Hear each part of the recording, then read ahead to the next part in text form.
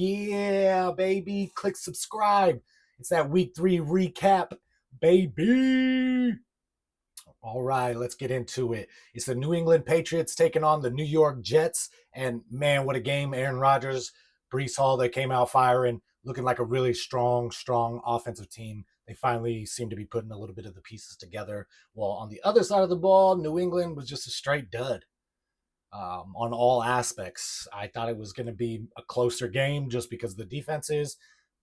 That's not how it turned out, unfortunately, for New England. But also, I don't see New England getting much better than this. I think they need to really consider maybe giving Drake May just the reins so that he can just develop as an NFL quarterback.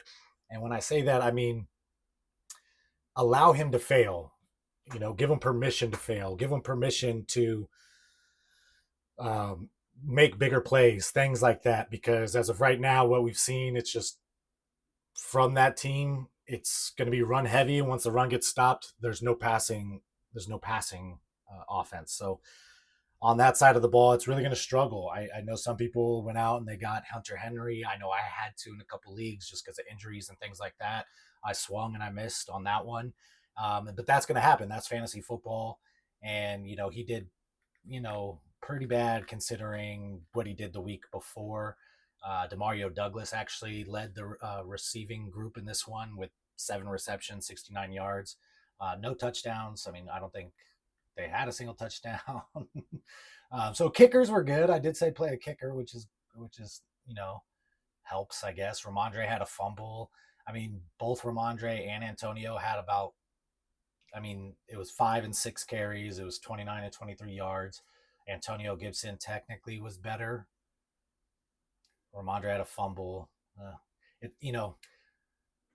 That's going to happen. That's NFL. It's what it is. But right now, the New England Patriots, you can't fire anybody up but Ramondre Stevenson, period. I wouldn't trust any of those wide receivers. Not yet. Not yet. On the other side of the ball, though, Aaron Rodgers, man, crushed it. 27 for 35, 281 yards and 2 touchdowns. That's what we love to see. I know Braylon Allen kind of had more rushing yards.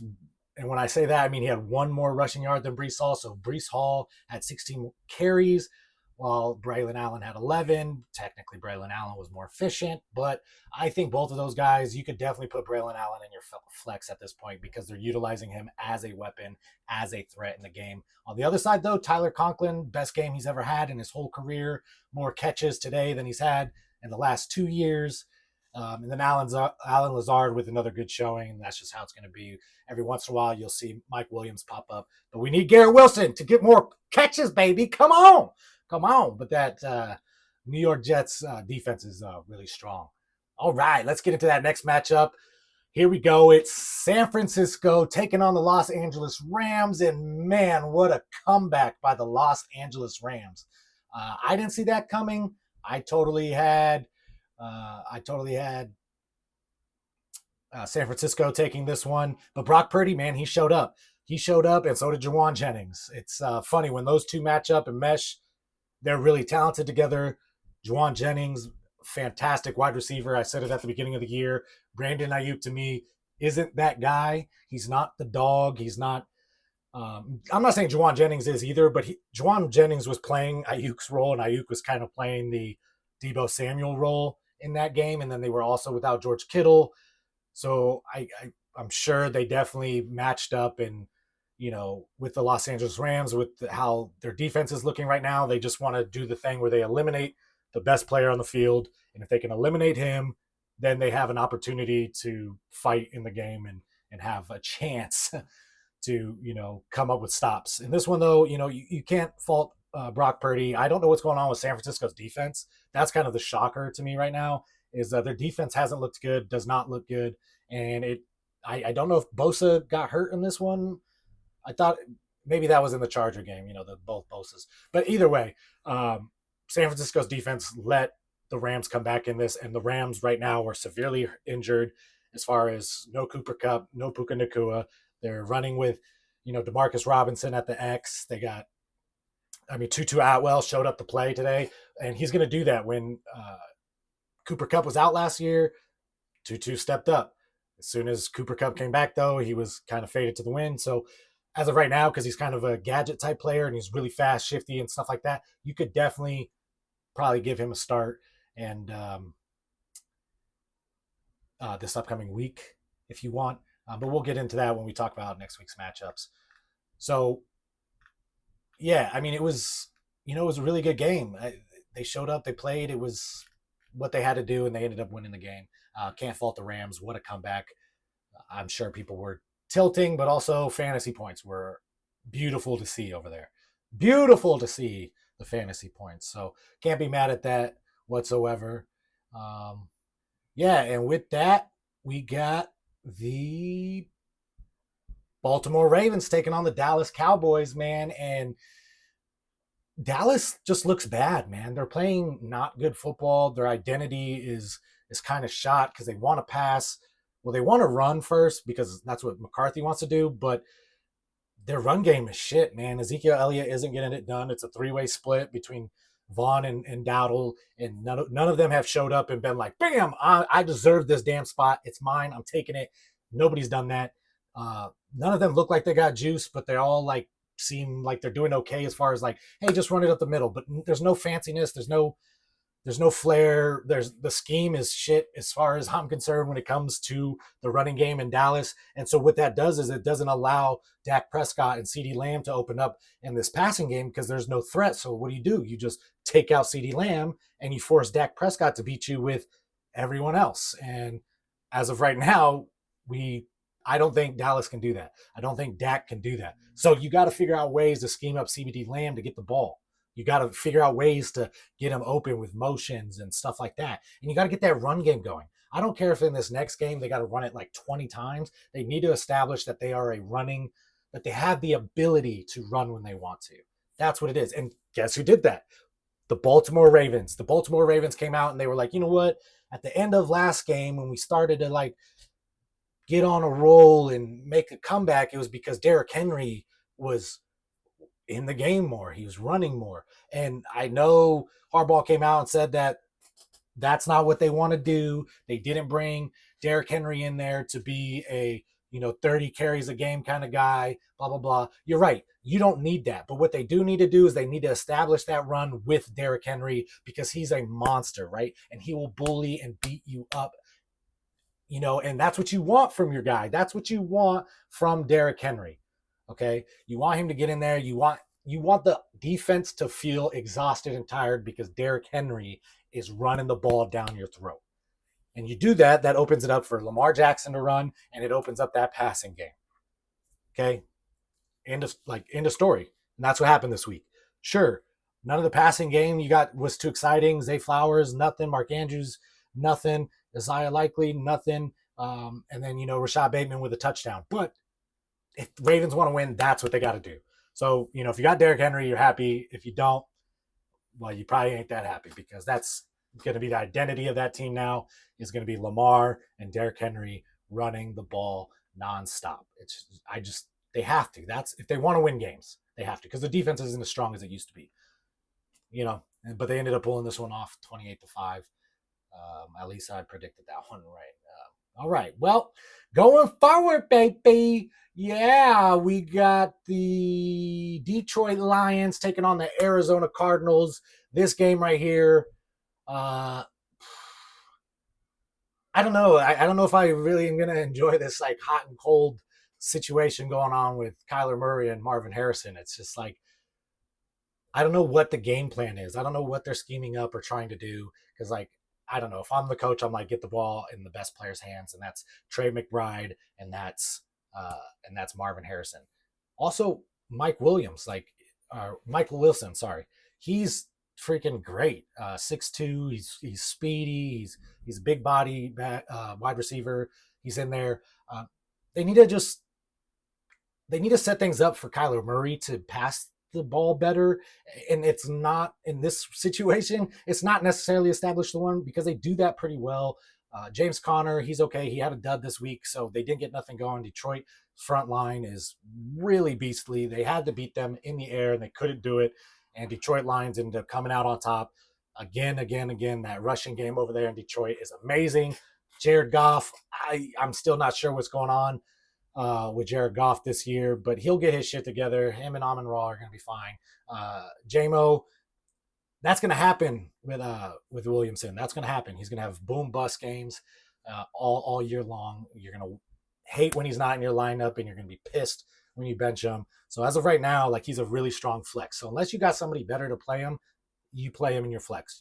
I would. You have to, because right now without Sam Laporta, they're going to have to figure out other things on that offense. Trey McBride looks like he's in the concussion protocol, I believe. So just keep an eye on that. He'll probably miss this upcoming week, but he'll be out there eventually. He looked good before he got that injury. So both these defenses, Arizona Cardinals struggling definitely, but that Detroit Lions, they're holding it down for their squad as best they can, especially Aiden Hutchinson. What a beast, man! That man plays like, look at me, I'm a man. Like, god damn, he's yeah. He should have been that first round draft pick that year.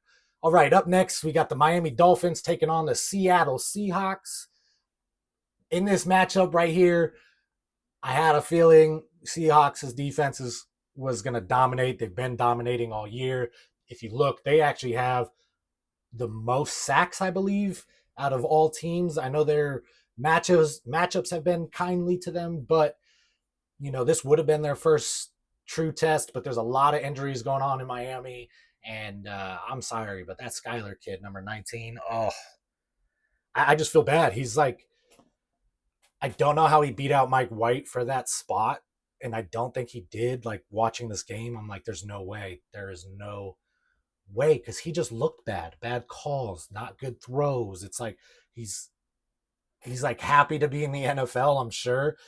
He has a good attitude, but he's not an NFL quarterback, and probably won't ever be. Some people just can't do, man.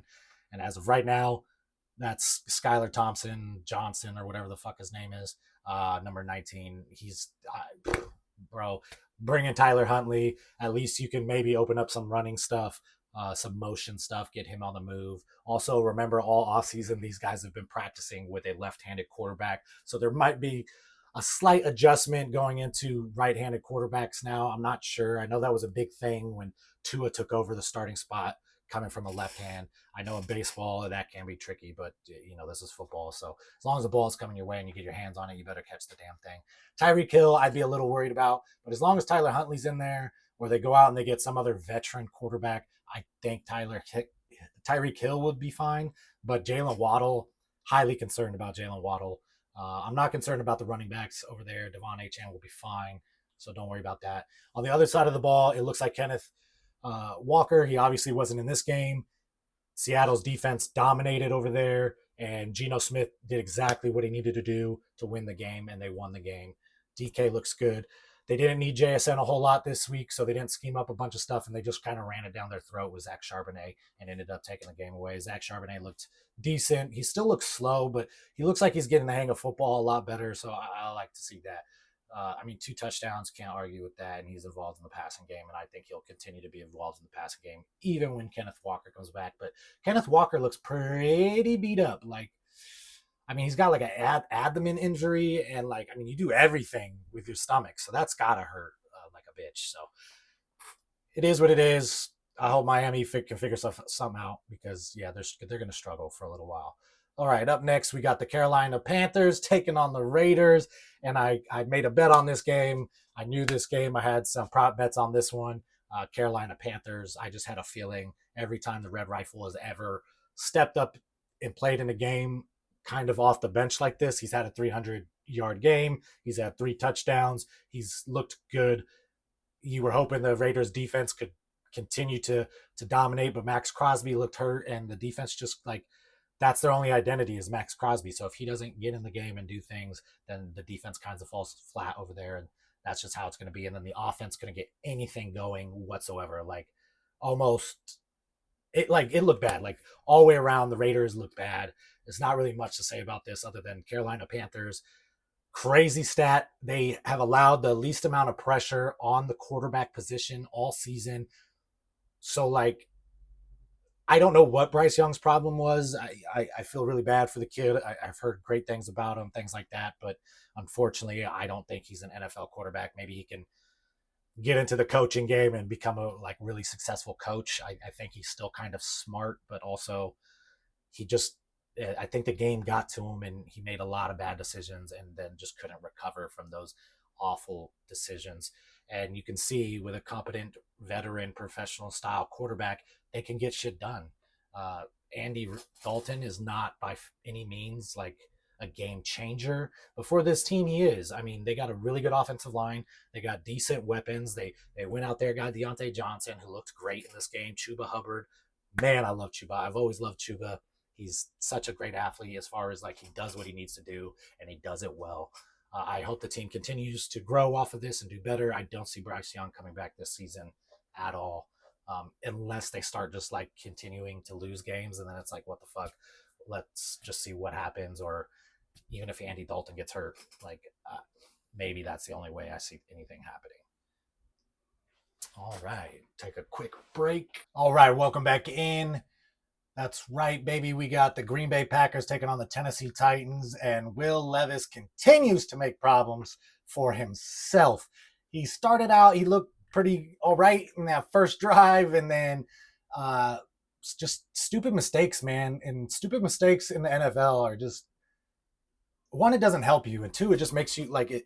When your coach starts saying like, "What the fuck are you doing?" Like that's not a good sign by any means. Like what is happening over there?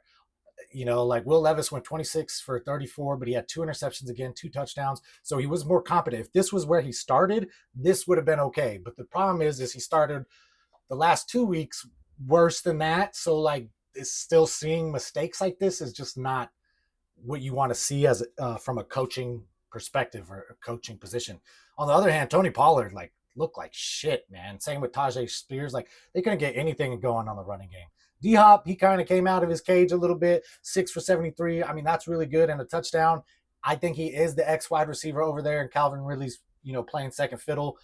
I don't know if that's how it's going to be the whole season, but as of right now, until they figure out shit with Will Levis, like, I don't know what the identity of this team is, because I think they should be running split back sets with, Tony Pollard and Tajay Spears back there just splitting, and then Will Levis, and you can kind of run this like protection / screen run RPO type shit down the field. And also you got to stretch it with these guys. Like these are older wide receivers. You can't just do the 10 yards and in curl routes, and because they're not going to break anything. That's all you're going to get if that's the case. So you're going to have to pepper a lot of those, and throwing the ball 34 times with that kind of receiving core is just not, it's not going to make it. It's not going to work.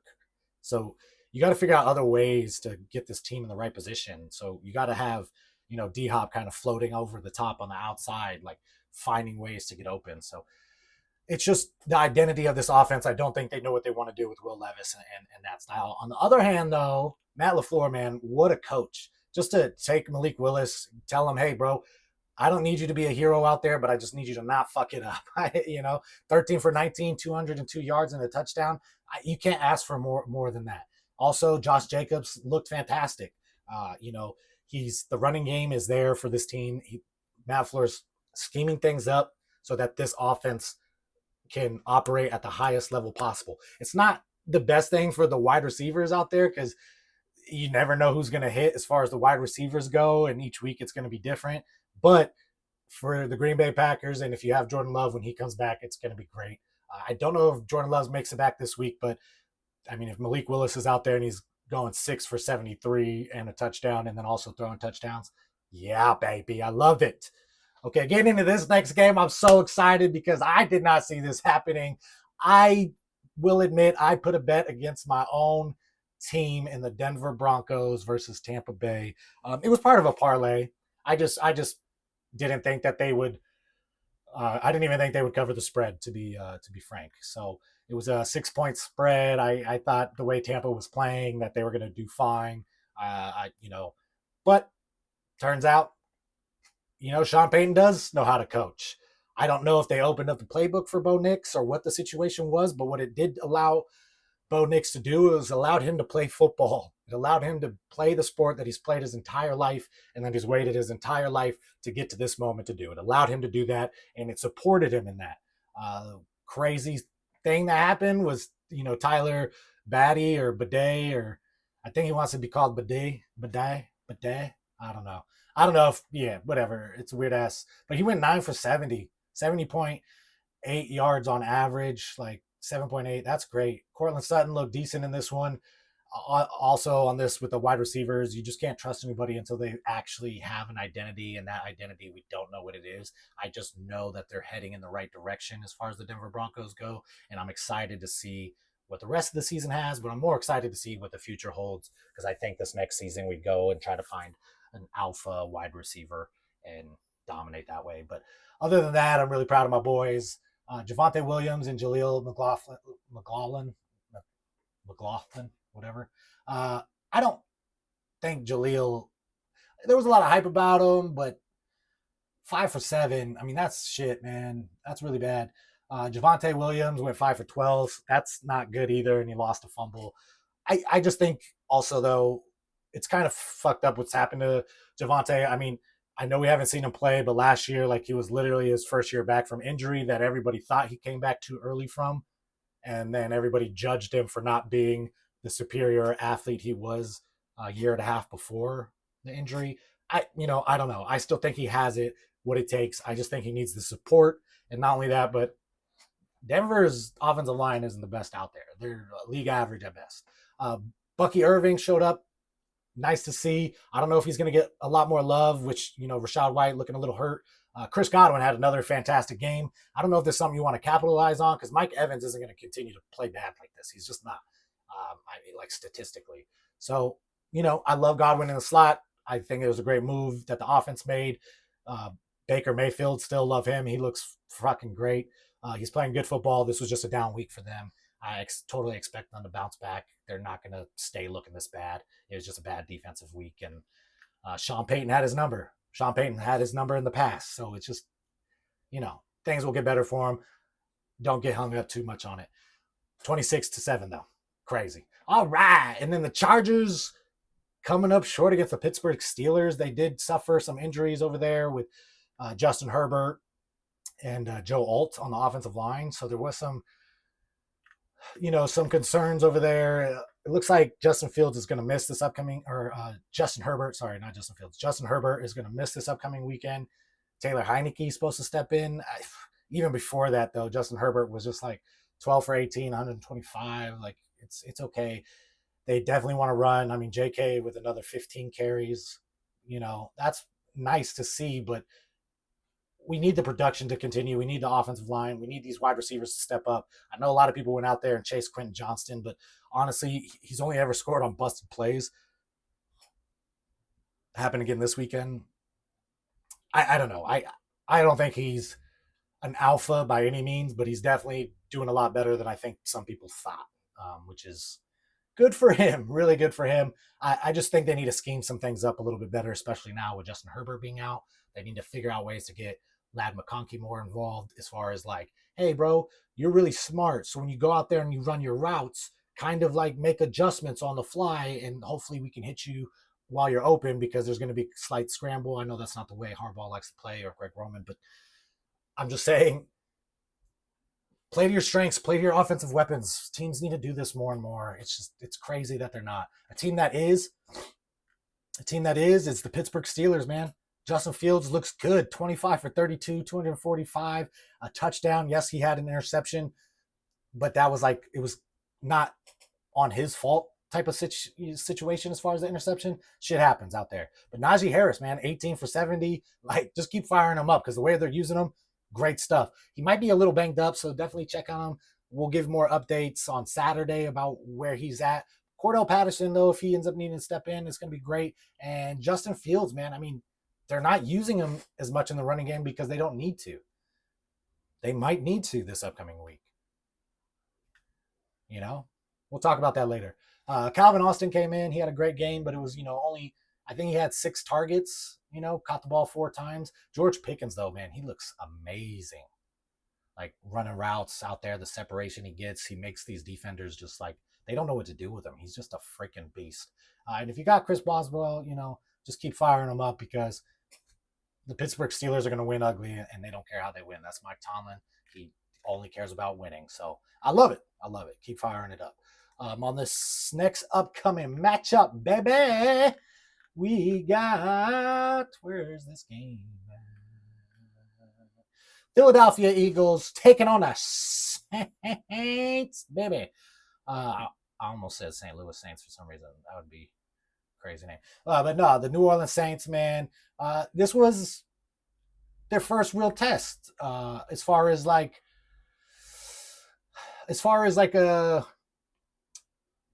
we didn't know what Philly was doing yet. Going into the week, I think everybody had the Saints winning because I did. They looked good against Dallas, things like that. But I just didn't think that Philadelphia had gotten their shit together yet, and I still don't think they do. They won this in the fourth quarter, so what that tells me is somewhere the New Orleans Saints fell apart, and again, shit happens. Derek Carr didn't have his best game.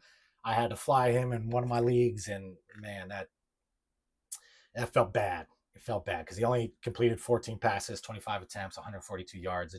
He couldn't, Rashid Shaheed opened 5 times, missed 5 times, just like sucks. And then when you got Saquon on the other side, just taking over the game on a busted play, like he bursted through. Like that run was crazy, man. I mean, that's like Saquon that we love to see, and we'll continue to see it, I think, all season unless he gets hurt, which is my biggest concern.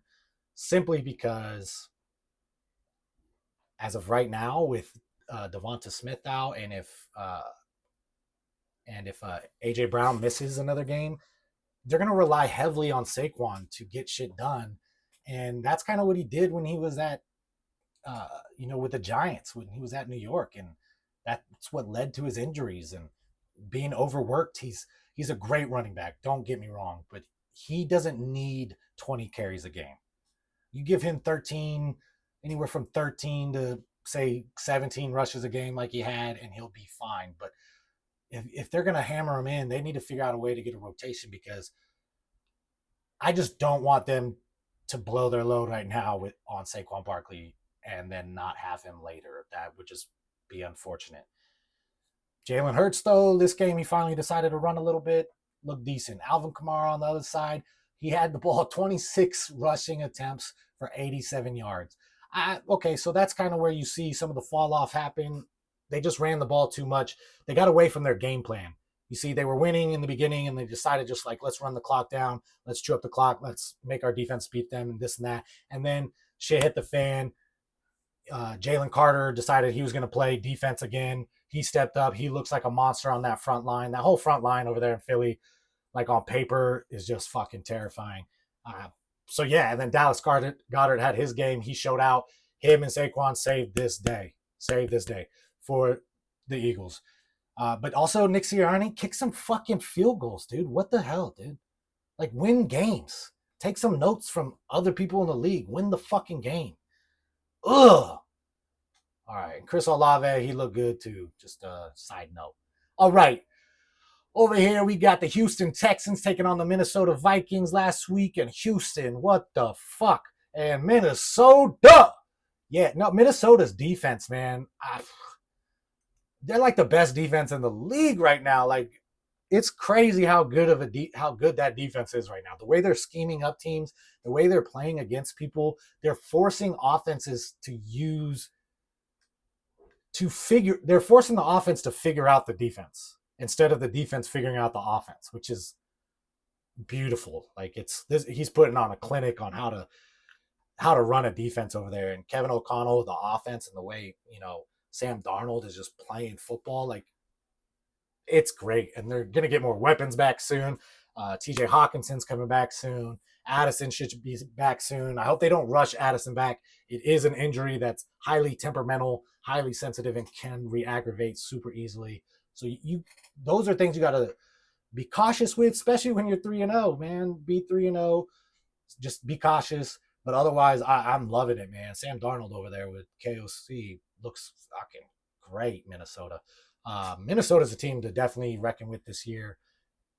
Be notes to who, you know what I mean? I didn't see it coming, and Aaron Jones is playing great football. Houston, they couldn't really get anything going at all, like the whole game. Like, it was just bad offense, and it was like once shit hit the fan, it just never got better from there at all. Like Houston they couldn't figure it out, and they couldn't figure out this defense.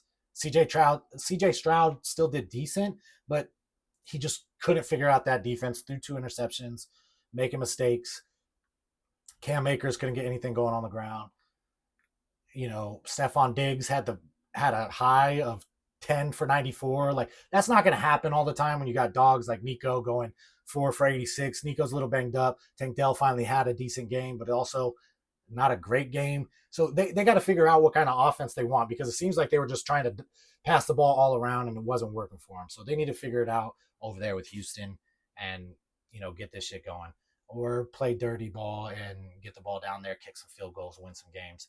Because, yeah, the running game looked like shit. Passing was decent, but they just couldn't get it together and figure it out in time for the win. That's football, baby. That's football. All right, and not really much to mention. Justin Jefferson obviously did good. Jalen Naylor scored. Otherwise, he was going to be disappointing, but I needed that touchdown to win my fantasy football league. So, yeah. Okay, baby. All right, let's move on to the next game. We got Chicago taking on the Indianapolis Colts, and you know what? Good on you, Chicago. Good on you for blowing this game. How? I don't know. I have no idea how they blew this when you got Anthony Richardson going 10 for 20, 126 and 2 interceptions. Caleb Williams threw the ball 52 times. And they only scored 16 points. That's disgusting. Disgusting football, man. Disgusting. Jonathan Taylor, though, that looks like it's got to be the identity. It's kind of like the Eagles. It's kind of like you got to run the ball. It's kind of like Baltimore Ravens. Jonathan Taylor is a beast. Use him, and then get Trey Sermon involved so that way he doesn't get destroyed, because 23 carries a game. Man's not injury prone. I hate that term, but he suffers injuries. DeAndre Swift, you suck, bro. Do everybody a favor and just retire. Take your helmet off. Go away. You got all this talent and you're just a pussy. You're pussy. No vision. Like, who gets the ball runs right into the back of their offensive line? A freshman in high school? Sure. What? God, and I hate bashing on players like this because they are professional athletes. I give mad props to them. Yeah, but DeAndre Swift, I don't know what's going on, man. You have all the talent in the world, but your talent and your mindset don't mesh. Not good. Caleb Williams almost had more rushing yards than you. Roshan Johnson, 8 for 30. I hope they get him more involved, and Khalil Herbert. Khalil Herbert's always been good. I don't know why they never use him. They always dog him, and I've always liked Khalil Herbert. Yeah, he's a little guy, but he's fierce, man. He's fierce. He's got way more dog in him than DeAndre Swift does. Roma Dunze finally had a game. I don't know if that's going to be prescriptive. I like the Cole Kmet situation. That looks good. They need to keep getting the man the ball. He's 6'6". DJ Moore on the other side. He did a lot to do. And if he didn't have that 44-yard catch on that bomb, he would have had a shit day on paper. So just keep an eye out for that. On the other side, man, I don't know who to play wide receiver-wise. I just wouldn't do it until you see otherwise, honestly. Because, yeah, Anthony Richardson, he can't even get him in range to punt. So, sometimes the most athletic just aren't the best at the sports. It's just sometimes what it is. Anthony Richardson, athletic freak. This is like his 25th game ever playing in his life. Crazy. Okay, New York Giants taking on the Cleveland Browns. And, New York, baby, came out on top on this one. The defensive front looks good. Devin Singletary doing what he needs to do. It's a great weapon to have. He doesn't mind playing, in the mud. He doesn't mind getting dirty. And that's what Daniel Jones needs. He needs somebody like that on his side to know he just has that kind of person on his side. That's Saquon gave him confidence. He needs that confidence. Malik Neighbors, God damn, that kid with the toe tap. He was like tapping his feet before he even caught the ball. Caught the ball, still was tapping. It was crazy. Dude, Malik Neighbors. I don't want to say it was a miss on the NFL's part because he was still drafted in the first round, but the fact that he wasn't, Marvin Harrison got a lot of love from the name recognition and the fact that he did good in college. But I don't know, there were so many guys that came from Ohio State that they're good, they're just not great. Garrett Wilson, Chris Olave, Jerry Jeudy, JSN so far. Now you got Marvin Harrison, and then one guy that I've been excited to see for like the last 3 years is Ibuke, but he keeps staying at Ohio. I don't know. Maybe he just loves college. But anyway, I digress. Amari Cooper finally having a game, 2 touchdowns. That's right. 86 yards, 7 catches. He looked good. However, that offense looks whack. Jerome Ford, Deshaun Watson. Deshaun Watson had to play dirty because he needs to gain the respect of his team because he just sucks, bro. And I think right now, all that court shit is just weighing heavily on his head. I mean, literally, Amari Cooper had 50% of the yards, which is crazy. Deshaun Watson, 20 for 37, 2 touchdowns, 196. You would think with 20 completions, you'd have a little bit more than 196 yards. You would think. Otherwise, I love the Giants. They're figuring out ways to get it done. And, whatever. It's the Giants this last week. I don't know if you can prescribe into that, but their defense is just, with Brian Burns and Roaches and Dexter Lawrence, you got this just great offensive front. Kayvon Thibodeau, just crazy, crazy, crazy. But on the other side, the Cleveland Browns defense just didn't show up, man. They didn't show up when they needed to. They were there for a little while, and then just when they needed the game to get closed out, they couldn't do it. They couldn't do it. They couldn't get the stops. So, oh well. Now the next game, baby, we got the Kansas City Chiefs taking on the Atlanta Falcons, 22-17. I mean, we all expected that, right? We did, right? No, I expected the Chiefs to kick the shit out of Atlanta. That did not happen. Both teams over here not looking good. It was really ugly, really ugly game for most of the part. The most exciting part about it was Rashee Rice. He looks great. He looks like a great offensive weapon. He's kind of taken over that Travis Kelce role. Travis Kelce, I'm not going to say he's washed. He's definitely not washed. He's just not the focus. And that's because other teams are taking him out of the picture because he doesn't have to be the focus. There's things like that. I wish he caught a touchdown instead of Juju Smith-Schuster, but, it is what it is. And Juju being back over there is hilarious to me. But, yeah, Carson Steele, man, way to come out and, show that you got some cojones back underneath those trousers. You and your gator pet. He has a gator for a pet, which is crazy. 17 for 72 yards. That's great, man.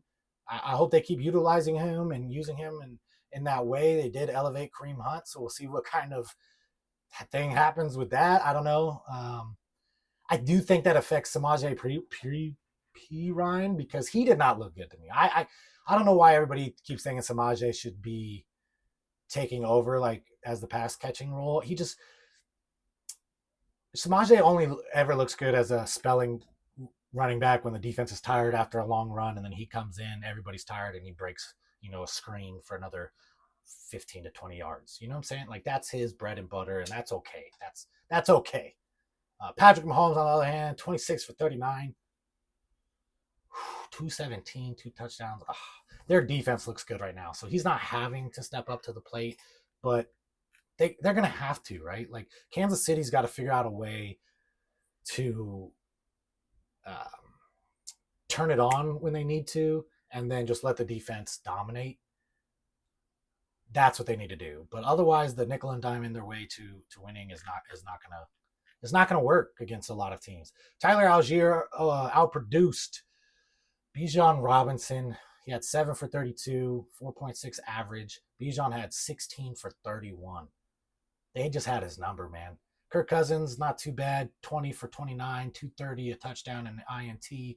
Drake London, decent. Darnell Mooney continues to surprise. Kyle Pitts, 2 for 59. If you got a touchdown, that touchdown, you'd have been a lot more happy. So, yeah, he's serviceable in the tight end community right now. Well, get into the next game. Definitely the most boring game of the week. Jacksonville trying to take on the Buffalo Bills. Buffalo just put on a show. It was like practice out there. I mean, 5 touchdowns before the first half. 4 of them. The Stallion, like, oh man. And the Stallion looked good, dude. He looked so good passing that ball and then like making smart decisions if he needed to, scramble a little bit, which he didn't in this game because there was just no pressure on the other side. I mean, it was bad out there. So bad that they put Mac Jones in the game. Whoo! Trevor, you got to know you're doing something wrong if Mac Jones is in the game, bro. Josh Allen, though, like he didn't have to do anything. He just did things. James Cook, keep beasting. I wish they played you more in the second half, but they didn't need to. And that was my dumb call of the week. But anyway, Khalil Shakir, still one of my favorite guys out there. He's fucking phenomenal. I don't know why there's so many haters. Dalton Kincaid finally getting his feet wet with a TD. We love seeing that. Keon Coleman, Ty Johnson also. But Khalil Shakir, I think he's their X. He's their go-to. He's the guy that's just going to get things done on that team. On the other side of the football, I love the fact that Christian Kirk got worked in a lot more because I definitely think they need him to in that slot role. But Brian Thomas Jr. needs to be in the X role, and Gabe Davis can be the flyer role. I don't know what's going on over there with Jacksonville, but they're not figuring out this offense in an effective manner. I think even Parker Washington is a better wide receiver than Gabe Davis if given the chance. Brenton Strange, it's all right, bro. Way to step in and do what you can. You caught, both of your, you caught 2 of your 5 targets. Yeah. But yeah, Brian Thomas Jr., you need to get him more involved on that offensive side. Travis Etienne, way to battle anytime you got the rock, bro. You were doing what you could. But you just got no support on the offensive line or with that quarterback right now. So Travis Etienne, I'm sorry, but it's one of those things. It's going to hurt him in fantasy football because he's not going to get enough love because the offense is losing all the time. They're going to have to figure out other ways to win because right now running the ball with him is not doing it. And passing isn't doing it either. So they got to come up with something else. Christian Kirk, I don't mind. Like I said, playing the slot. Brian Thomas, get him in that X role. Let's get him over the top. Finding the holes, finding the gaps, making those catches. Gabe Davis and Parker Washington can be the flyers and get, spread the field. That's what Gabe Davis is good at. Sorry, he is. He's not good on the intermediate routes and stuff like that and trying to come under and catch it. That's why Buffalo didn't need him. They just didn't need him. All right, and getting into another upset, baby. I love this, man. I really, really, really love this because I'm just super high on Jaden Daniels. I've been high on Jaden Daniels since the beginning of the season. I think Jaden Daniels is just so unbelievably talented. More talented than he gets credit for. All that he's too small, little shit. Like, I hate that, man, because like what size is all these other guys that run the ball? Lamar Jackson, Kyler Murray. The only one that's big-bodied is Josh Allen, only the Stallion. Everybody else is relatively small in stature that you consider a running quarterback. Justin Fields, like he might be the second biggest one. And then Anthony Richardson, of course, is the second biggest. My bad. But still, like, he's not smaller. He's not as small as you think. Anyway, fuck who gives a shit about how small he is, bro? If he plays football like this, I love it, okay? Keep giving me Jaden Daniels. Fire him up. 21 for 23, 254 yards, and 2 touchdowns. Hell yeah. Quarterback rating of 141. 0.7. That's crazy. Jaden Daniels also with 39 rushing yards and a touchdown. I love it. Austin Eckler was looking great until he left the game with a concussion. Unfortunate for him, but thanks for covering that parlay for me, baby. Brian Robinson Jr., he's going to keep being a rushing machine. 16 for 33. That's not great. If you could go out there and trade for him, do it. I would do that. I would try to get that fool.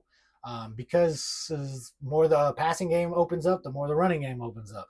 The more the running game opens up, the more the passing game opens up, especially when you got a running quarterback. All these things start to intertwine. And once you can find a situation to do that, that's why it's kind of interesting seeing Cliff Kingsbury kind of running a pseudo college style offense mixed with professional route running and targets and looking offs and things like that. So it's really interesting to see. I love it. Terry McLaurin, Scary Terry out there with 4 receptions on 6 targets.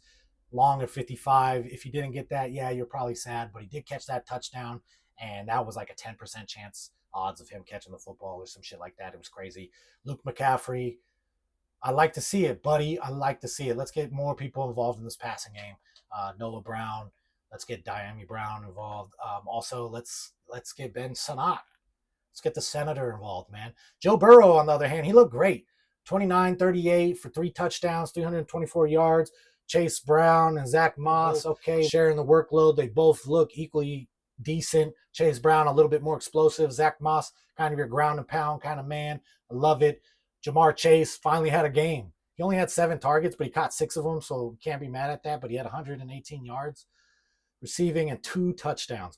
Andre Yoshivas, though, he was targeted 7 times, same as Jamar Chase, but he had 5 catches. He had 52 yards and a touchdown. I don't see Andre Yoshivas going away anytime soon.